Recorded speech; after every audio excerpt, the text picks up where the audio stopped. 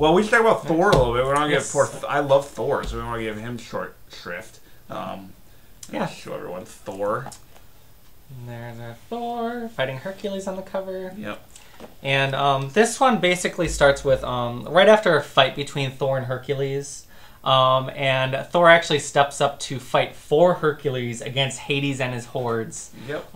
So Hercules is like the damsel in distress in this he story. is, yeah, and he's and usually it's like the strong old. epic bromance. Like Thor has to go rescue Hercules. And I guess they usually hate each other, but Yeah, they're kind of like they were rivals. Yeah.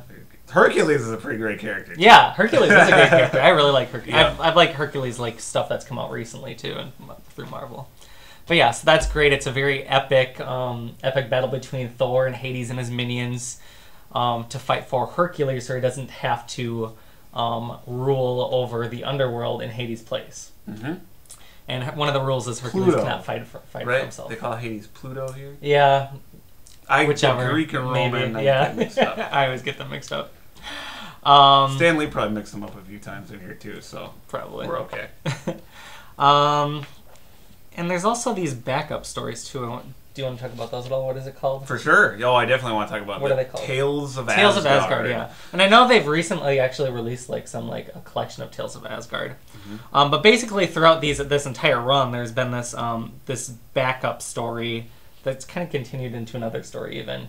Tales of Asgard was a regular backup feature in Journey into Mystery and Thor. So you'd have the primary Thor story, which ran about 16, 17 pages, and then like a 4 or 5 page Tales of Asgard backup feature. Mm-hmm. And it seems like it's neat because it introduces more of the gods and stuff like that, of this kind of rich mythology that Jack Kirby's basing off of real mythology, obviously. And it, I think, introduced and primarily featured some of the greatest supporting characters of all time, the Warriors 3. Yeah, they were really cool. Hogan the Grim, the Dashing Fandral, and my personal favorite, the voluminous Volstagg, who is one of the all-time great Jack Kirby Stan Lee collaborations. I don't know about you. For me, Volstagg was like laugh out loud funny. I love the character. Yeah, I like him too. He's so really cool. funny. Yeah, I love it. They are definitely standouts. These 3 warriors that Thor fights alongside, and Volstagg is this big fat guy who's a complete coward, but talks big. is a big braggart, and Lee's dialogue is just hilarious, and Kirby's comedic timing is impeccable. Thor is such a weird, wild book. I feel like they had a lot of fun with it. There's a lot of comedy in Thor. Thor is a really funny book. It is, you know. And it's cool that it goes from like this first story that's like this mythological like kind of epic thing, then it goes up into outer space, and galactic stuff. Yeah. So Thor, you can have like typical superhero stories, aliens, supervillains, but then you can also do stories in Asgard with gods and living planets. Yeah, it's much more versatile, it feels like. Very versatile. I mean, it's a bizarre mix. It's almost schizophrenic. I don't know that they ever found a good balance in Thor. But, I mean, for example, in these issues that we read, he never appears in his civilian identity of Donald Blake. They kind of forget about Donald Blake for issues at a time, because it was so easy for the book to get kind of pulled in one direction or another. But I think that just bizarre, weird tension of this strange concept of Thor, this mixture of mythology and technology and the modern day and superheroes and gods was just so bizarre. It just was really fun to read. You just never knew what you were going to get with Thor. You could kind of take the character anywhere, you know? Yeah, so in the second story, we got kind of sidetracked by the other thing. I'm sorry, I really like Jack Kirby. I gotta cut that. Basically, this alien race has these people that pretty much go and claim worlds and just rule over them because they're powerful and they can. Yep. So Thor basically wants to find out like who's running this gig. So he stows away in a spaceship and goes to the home world and confronts them.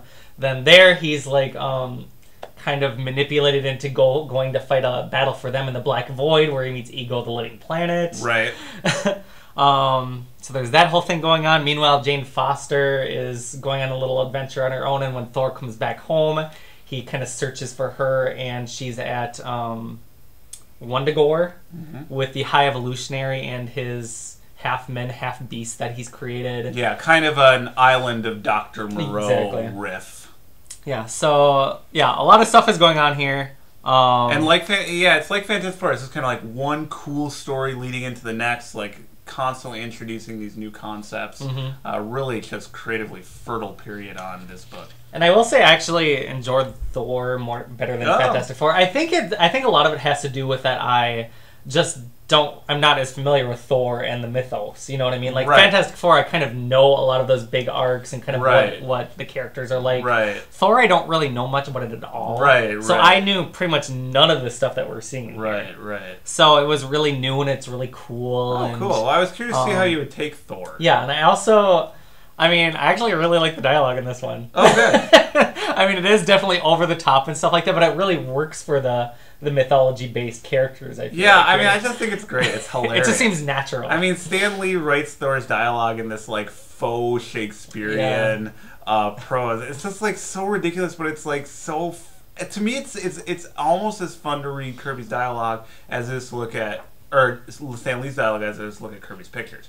Almost, because particularly in Thor here, holy crap, Kirby draws the hell out of this thing. Yeah. Like, seriously, I've read these issues before, but I haven't read Thor as frequently as I've read Fantastic Four. Like, it's like a double take in some of these, like, 2-page spreads when he shows, like, the landscape of Ego, the Living Planet. I mean, like, who comes up with this stuff? It's just, like, absolutely amazing. And there were so many moments like that in this book. But again, I appreciated Lee's humor. I think my favorite page in all this was this just amazingly, like, crazily drawn, like, full-page drawing, full-page splash, where Thor and this robot were fighting all of these antibody kind of characters that had grown out of Ego, the Living Planet. I mean, it's even fun to describe what's going on in this book. So they're fighting all these antibodies. This is this huge horde of characters, and Kirby has drawn everyone in detail, you know.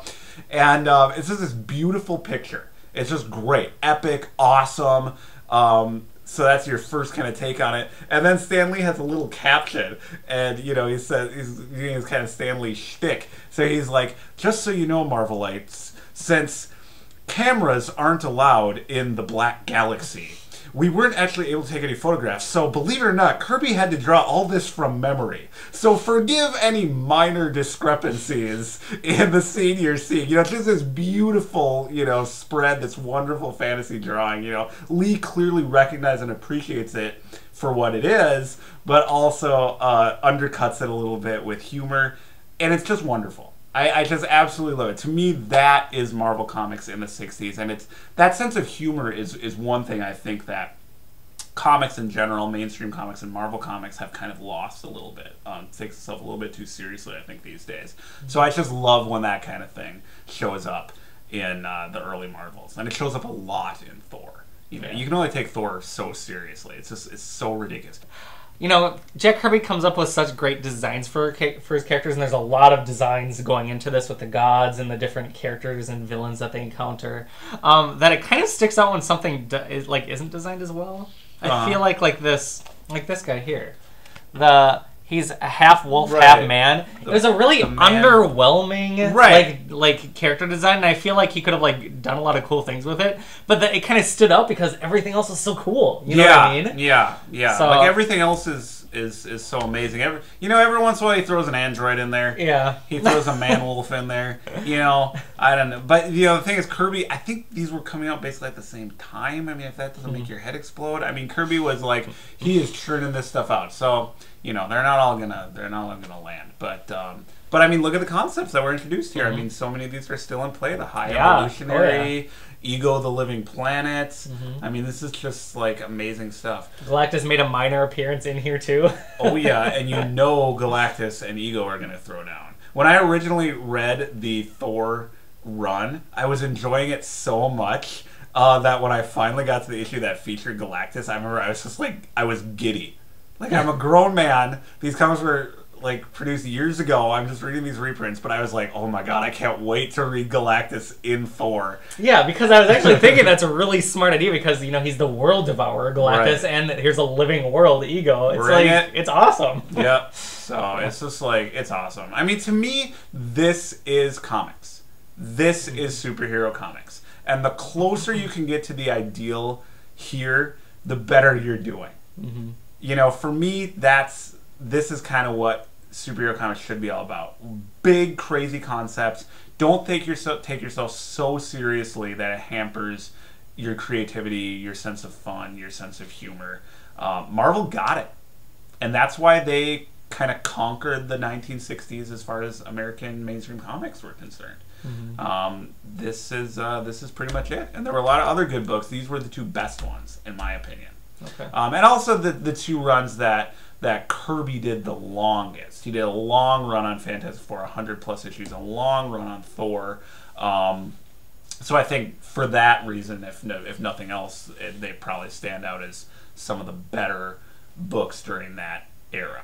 But I mean, you know, Marvel in the 60s was just a lot of great stuff going on. The one thing I do want to mention with Thor too, we talked about Vince Colletta, often considered one of Kirby's best inkers, worked on these Fantastic Four issues. Or no, Joe Sinnott. That's Vince Colletta? Yeah. Joe Sinnott worked on these issues. Vince Colletta, who is often maligned as Kirby's worst inker, did most of his run on Thor and did these issues here. And that's one thing that a lot of people have said about Thor, that, yeah, they're great comics, but if only Vince Colletta wasn't the inker, you know? A lot of people feel he kind of, like, ruined Kirby's pencils. Yeah, what did you think of the inking in these issues? I didn't notice it as being particularly bad. I don't know. I think they look nice. Yeah. Well, I think they look really nice. I mean, Kirby's doing career best work here, so I think I could have inked him and it would have looked fantastic. Yeah. The thing about Colletta is, I think he's an interesting inker for Kirby because I feel like Colletta kind of harkens back to an earlier style of fantasy and adventure illustration. More of the kind of Hal Foster school with softer lines, more realistic, detailed depictions of things. Kirby is more expressionist, abstract. I don't know where Kirby's aesthetic comes from. It's just wild. It's like, you know, Kirby comics look like Kirby comics.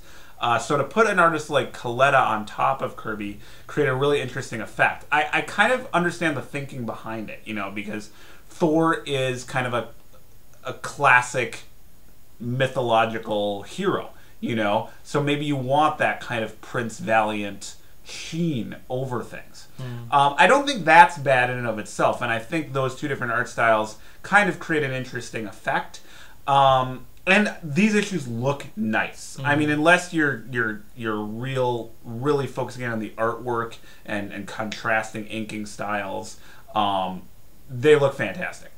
Colletta is sort of notorious for kind of cutting corners with a lot of the detail in a lot of Kirby's artwork, and I've seen comparisons of pre-inked Kirby and stuff after it was inked by Colletta. So he is cutting corners, and you know, for Kirby fans who really want as much Kirby as possible to come through, that's a pretty egregious offense. So you know, Colletta is a bit of a controversial figure. I guess I would say I'm curious to know what Thor would have looked like had they been inked by, say, a Mike Royer or a Joe Sinnott. But these are still terrific looking comics. You know what I mean? So, you know, I wouldn't let Colletta put you off of these. I mean, they look great. You know, they look really, really good. I mean, it's still Kirby, guys. Yeah, right? And you get Thor and Hercules and the Warriors 3. Thor and Hercules and Volstagg. Don't you wish Volstagg would have his own series? Oh my god. That would have been awesome. Well, so that's Jack Kirby on Fantastic Four and Thor. Yeah. So I guess that we should wrap it up with that. You know, there's a lot more Kirby comics out there. Yep. We'll doubtlessly discuss them at some point. Exactly. In the future on this podcast. Yep, more Jack Kirby to come. All right, well, thank you for tuning in, and we will see you later. Bye.